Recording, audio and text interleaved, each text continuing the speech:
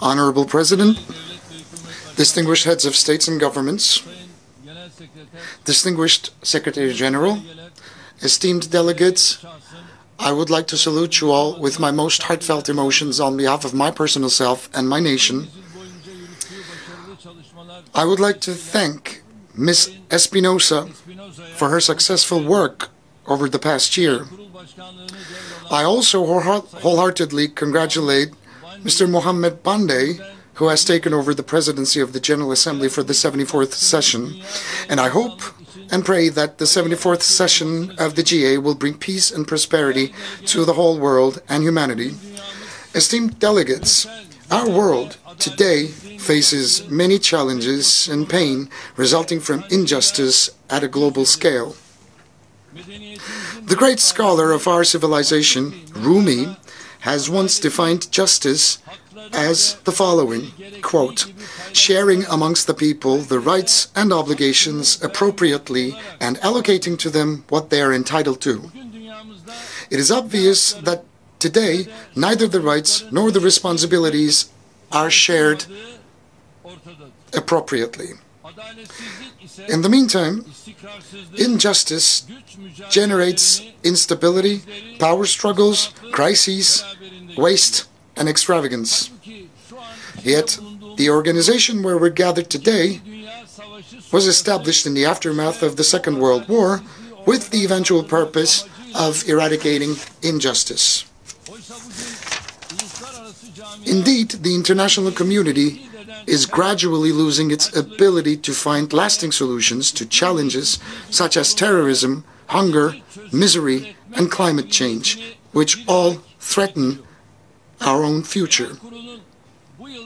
It is with no doubt that the General Assembly has a very fitting theme for the 74th session, galvanizing multilateral efforts for poverty eradication, quality education, climate action, and inclusion. But what's more important than that is to understand what we can achieve together. It is unacceptable to see that one part of the world lives in luxury and enjoys benefit of prosperity, while people in other parts of the world suffer in the hands of poverty, misery, and illiteracy. It is painful to see that a fortunate minority in the world are discussing issues such as digital technology, robotics, artificial intelligence, and obesity, whereas more than 2 billion people live under the poverty line and 1 billion people suffer from hunger. We cannot turn our back to the reality that if all of us are not safe, none of us will be safe. For many years I've been saying from this rostrum that we cannot leave the fate of humanity up to the discretion of a handful of countries. Today I would like to reiterate once again that the world is greater than 5.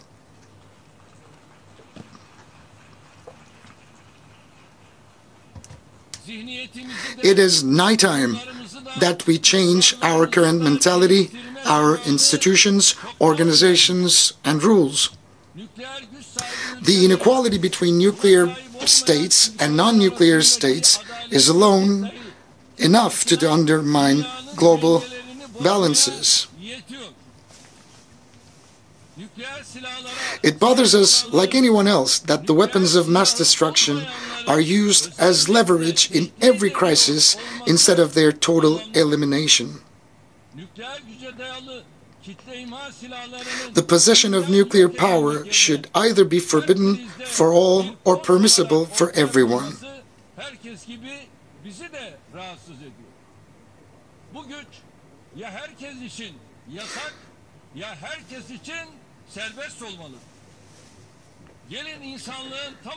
For the sake of a peaceful future for all humanity, let us solve this problem as soon as possible on the basis of justice.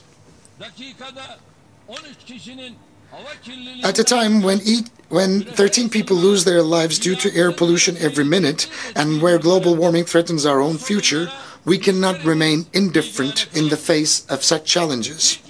First and foremost, we need to strengthen the United Nations' potential and efficiency. In particular, we should carry out at once the much-needed fundamental reforms in line with the principles of justice and equality within the Security Council. With a proactive and a humane foreign policy, Turkey embraces the rest of the world and strives to find justice-based solutions to our problems. It is not without a reason that Turkey has earned the titles of the most generous country in terms of humanitarian aid, as well as the country hosting the largest displaced persons in the world. The third African Union-Turkey Partnership Summit, to be held in Turkey in 2020, will constitute another concrete example of our dedication and our proactive, humane policy. I invite all the countries present under this roof to support our policies and initiatives, which we have formulated on the basis of justice, ethics, and conscience.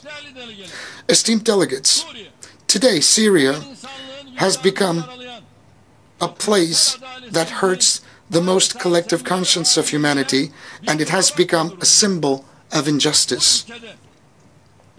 Since 2011, the regime and the terrorist organizations, as well as the forces encouraging them, insistently pursue a policy of perpetual crisis.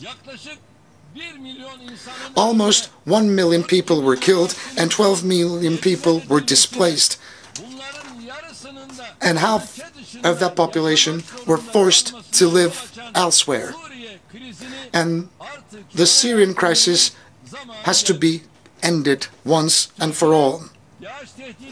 Turkey is the country that has been mostly affected as a result of the imposition of Daesh threat.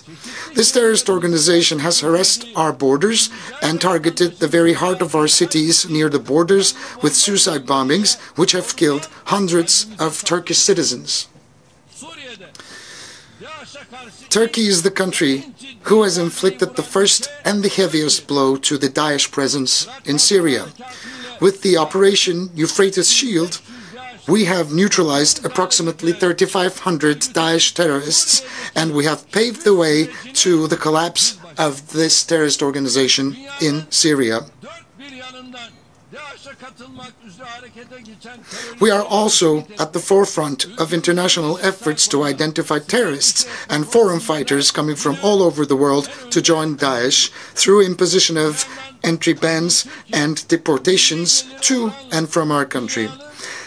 On the other hand, Turkey today is the most generous country in terms of humanitarian aid, taking into consideration the ratio of Turkish official humanitarian assistance to its GDP.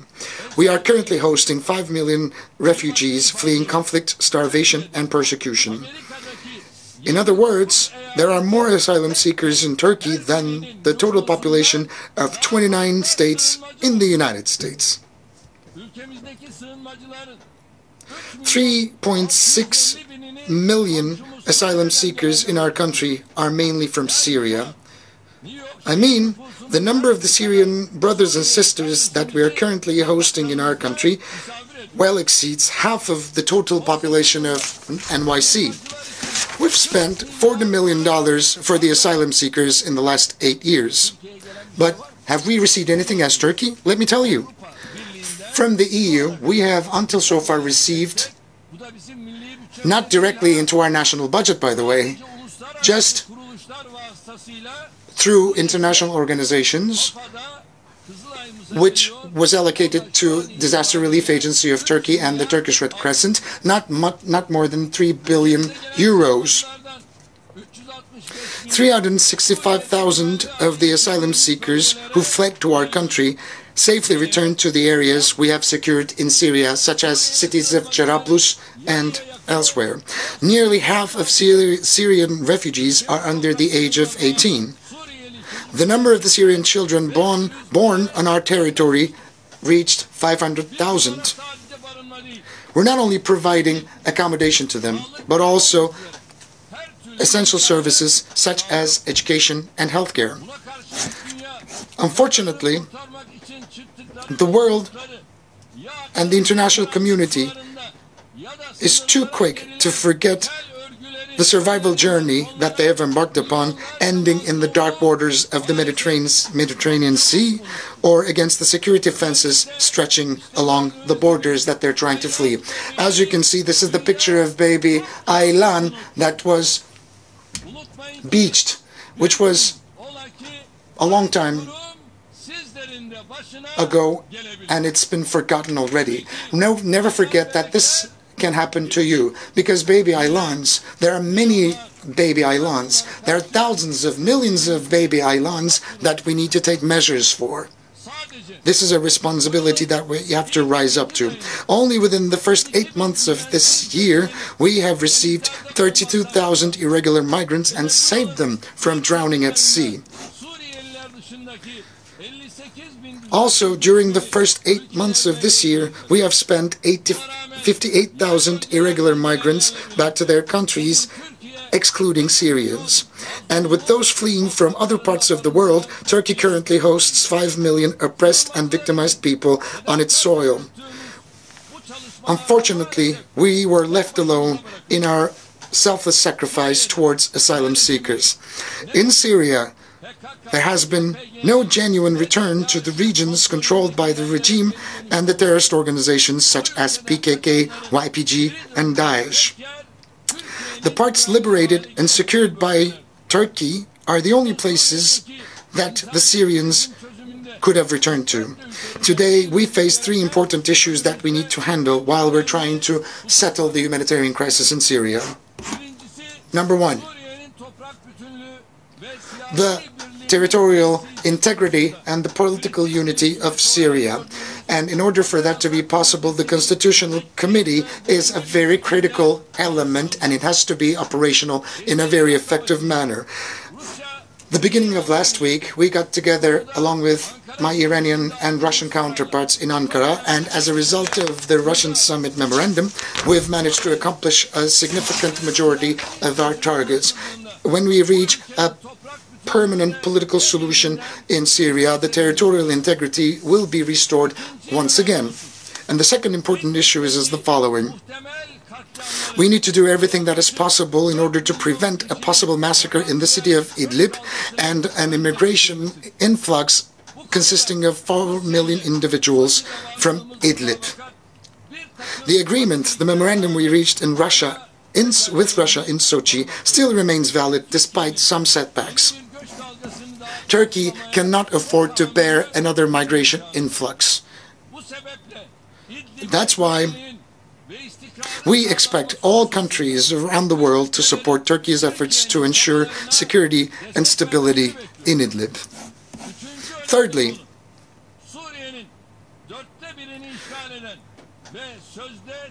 the elimination of PKK and YPG terrorist organizations in the east of the Euphrates, which occupy a quarter of Syria and tries to legitimize itself under the name of the so-called Syrian Democratic Forces.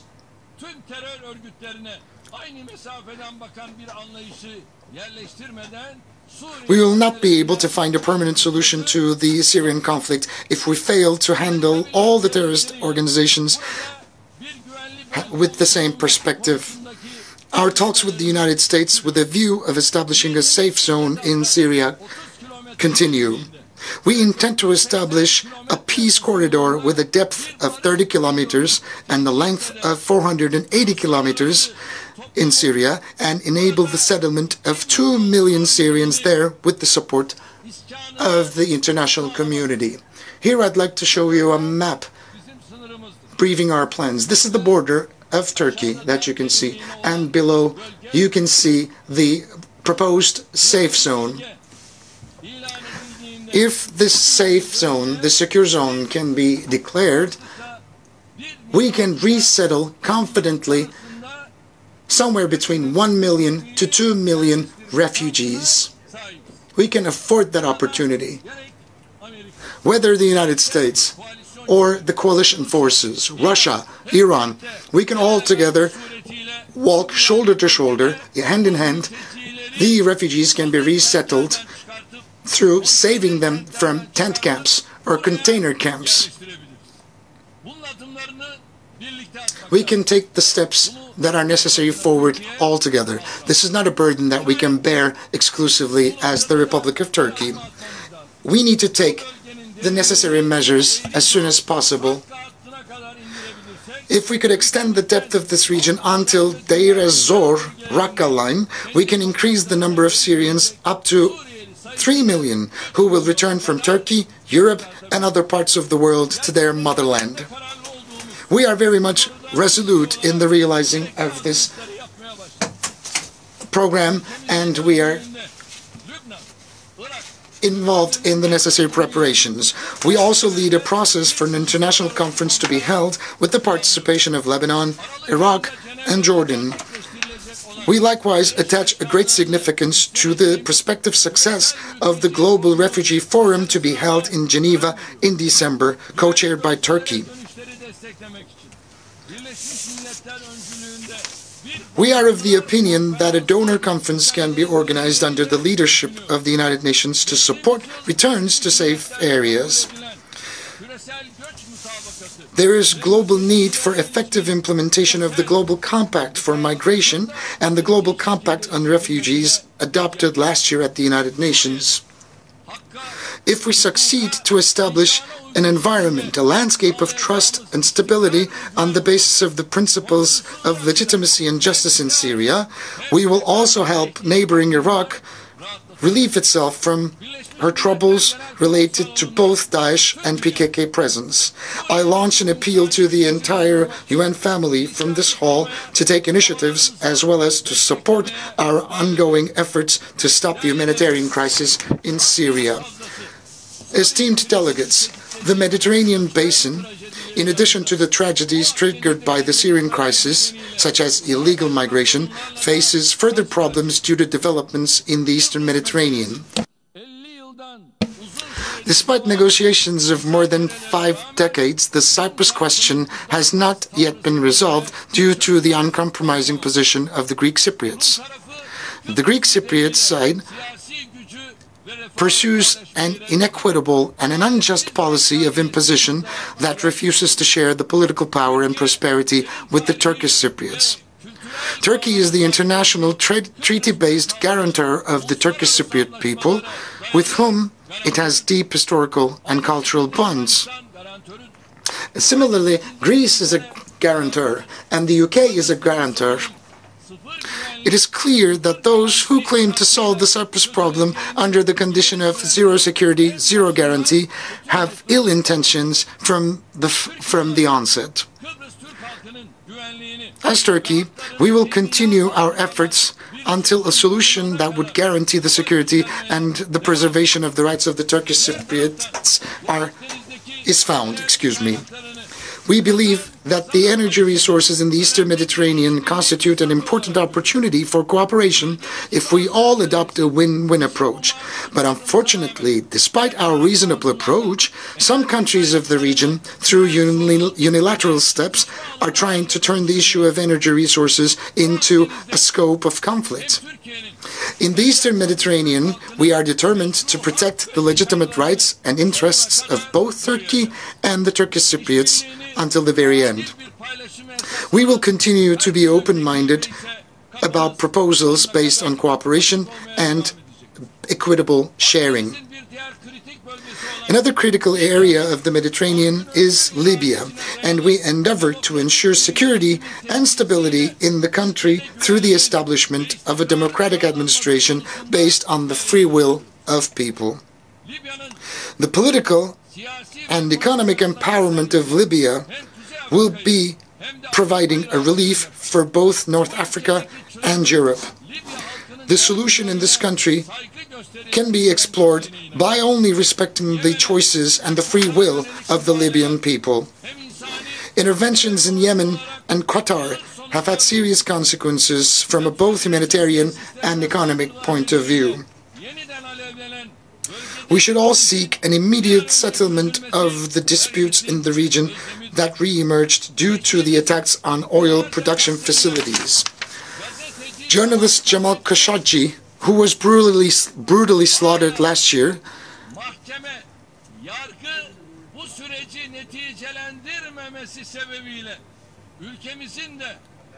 has become a symbol for the need of justice and equality in the region, as the courts have not reached yet a verdict regarding his demise. And we will keep on following up the developments there, as we are so much committed to this case.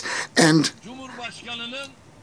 Egypt's first democratically elected president, Mohamed Morsi, who lost his life in a courtroom in a suspicious way,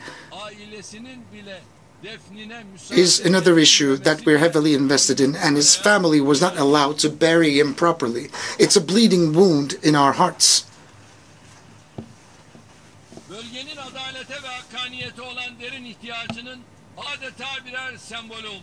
They have both become a deep symbol for the need to equality and justice in the region. We also hope that the discussions about Iran's activities, as well as related threats to this country, will be resolved in a rational framework. Esteemed delegates, today the Palestinian territory under Israeli occupation have become one of the most striking places of injustice. If the images of an innocent Palestinian woman who was murdered heinously by Israeli security forces on the street just a few days ago will not awake the global conscience, then we are standing at a point where words are not sufficient. I'm quite curious.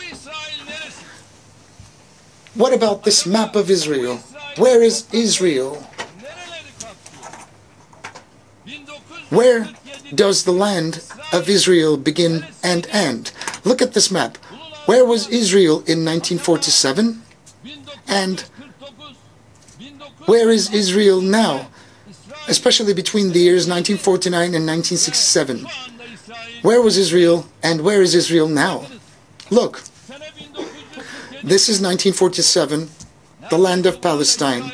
There's seemingly almost no Israeli presence on these lands. The entire territory belongs to the Palestinians, so the map suggests.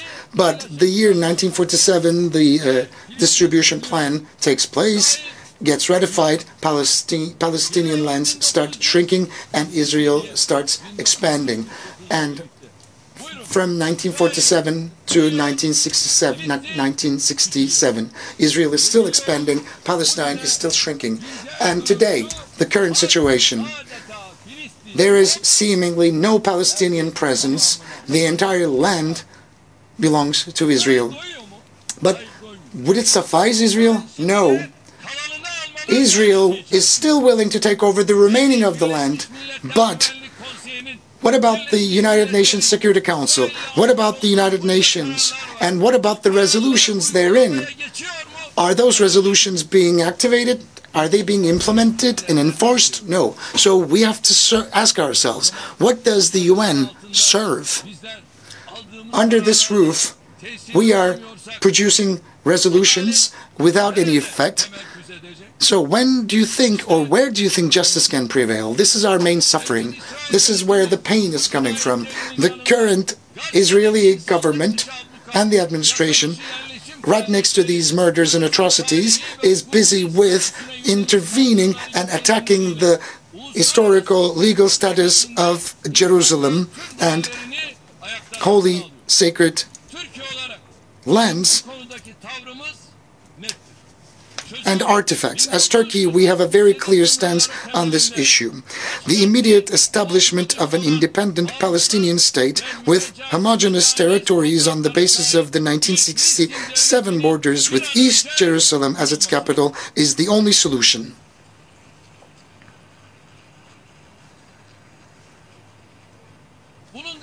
Any other peace plan other than this will never have a chance of being fair, just, and it will never be implemented. Now, I'm asking from the rostrum of the United Nations General Assembly, where are the borders of the State of Israel? Is it the 1947 borders?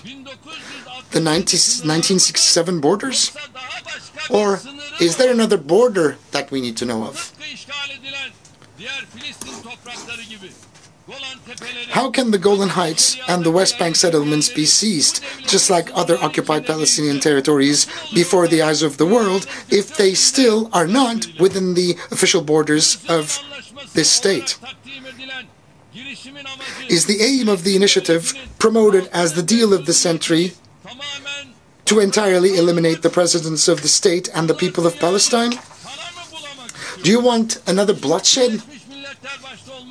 All actors of the international community, in particular the UN, should provide concrete support to the Palestinian people beyond more promises. In this regard, it's very important for the United Nations Relief and Works Agency for Palestinian refugees in the Near East to continue its activities effectively. Turkey will continue to stand by the oppressed people of Palestine as she has always done.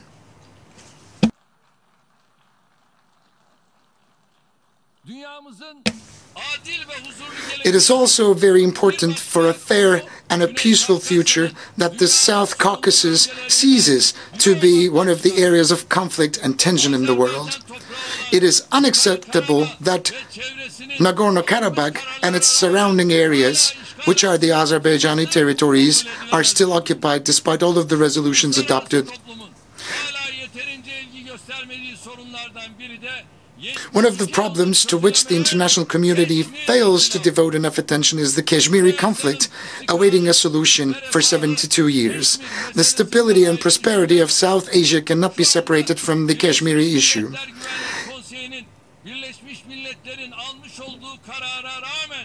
Despite the resolutions adopted by the United Nations Security Council, Kashmir is still besieged and 8 million people are still stuck in Kashmiri. They cannot get out.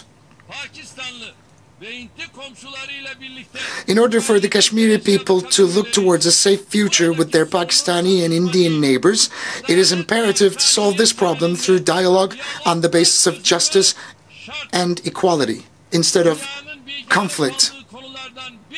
Another issue that the world seems to remain indifferent is the humanitarian tragedy Rohingya Muslims are currently facing.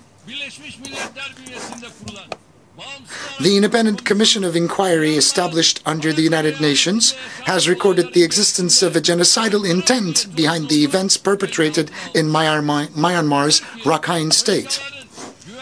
Turkey will continue to carry out its initiatives and endeavors to ensure the security and fundamental rights of the Rohingyas, as well as the humanitarian relief activities we have undertaken since the first day.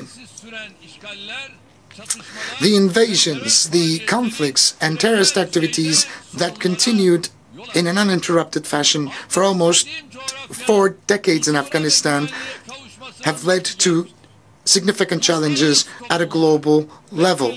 It is nighttime for peace and security to be restored. This is up to us to assume responsibility and take up action. Esteemed delegates, today one of the biggest threats to global peace and stability is the skyrocketing racist, xenophobic, discriminatory, and anti-Islamic rhetoric.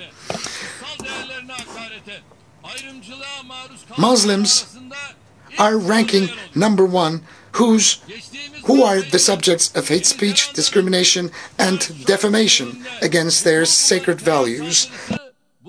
The most striking example is the terrorist attack that took place last March in Christchurch in New Zealand. Just like the terrorist attack targeting Muslims in New Zealand was unacceptable, the acts of terrorism targeting Christians in Sri Lanka and Jewish communities in the United States are equally wrong and unacceptable. We are responsible for turning this disease into a raging insanity. The populist politicians seeking to garner votes by provoking these tendencies, as well as the communities normalizing hate speech under the pretext of freedom of expression, are in the leading spots, and they are the ones to blame The prejudice, the ignorance and bigotry, as well as the attempts of marginalization towards the migrants, particularly the Muslims, pave the way for the rising of these morbid tendencies. This scourge can only be defeated by common will and efforts.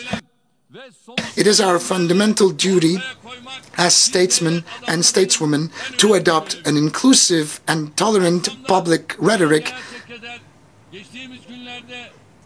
to eradicate this foe once and for all. The Honorable Secretary General of the UN has recently introduced an action plan for safeguarding religious sites. It's a UN initiative in the establishment of which Turkey has shown political leadership as a part of Alliance of Civilizations.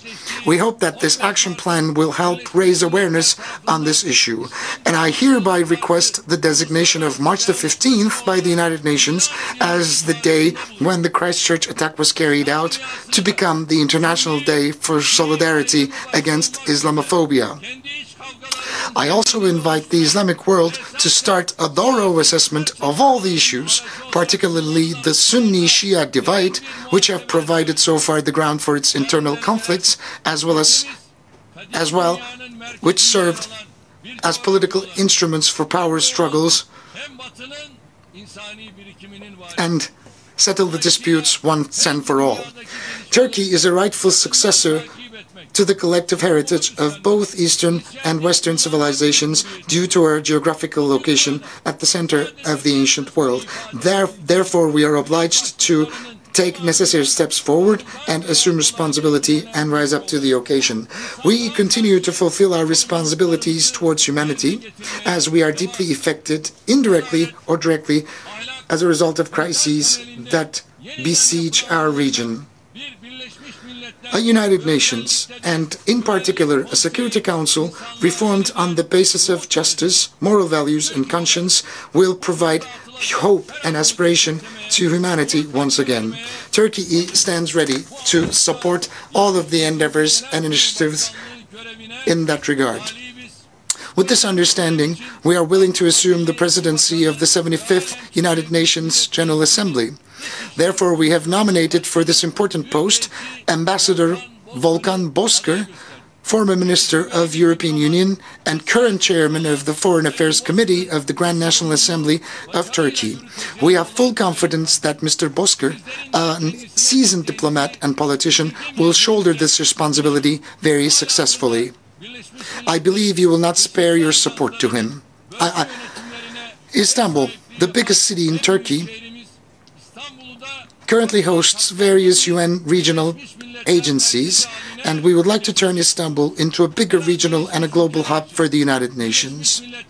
The United Nations Technology Bank for the least developed countries became operational in the vicinity of Istanbul last year.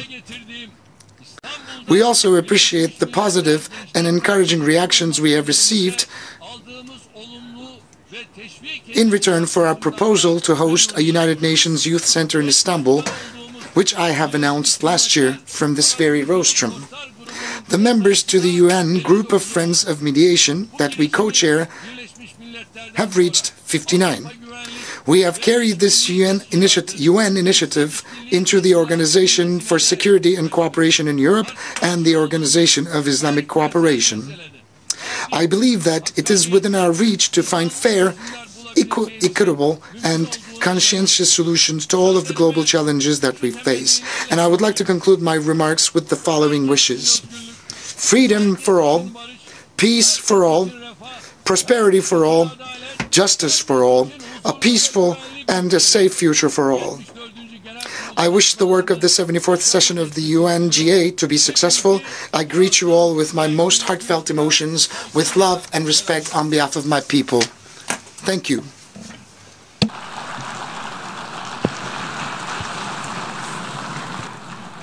Yes. On behalf of the General Assembly, I wish to thank President of the Republic of Turkey, His Excellency Recep Tayyip Erdogan, for that